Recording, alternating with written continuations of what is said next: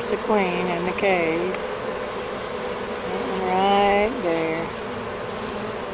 That's Mama.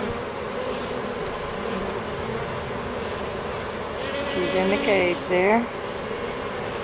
She's just fine. You can tell that's the queen. See how long she is.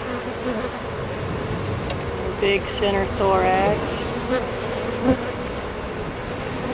So I got these in this cage.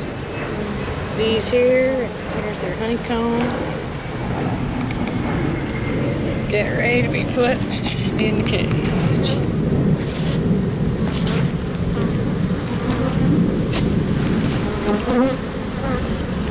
Here's how that works. I just put it right in there. And then go to lunch. Yahoo! Lunchtime for me. I always like lunchtime when I know Mama Bee is safe and sound inside that little cave. That means everything gonna work out all right. A-okay.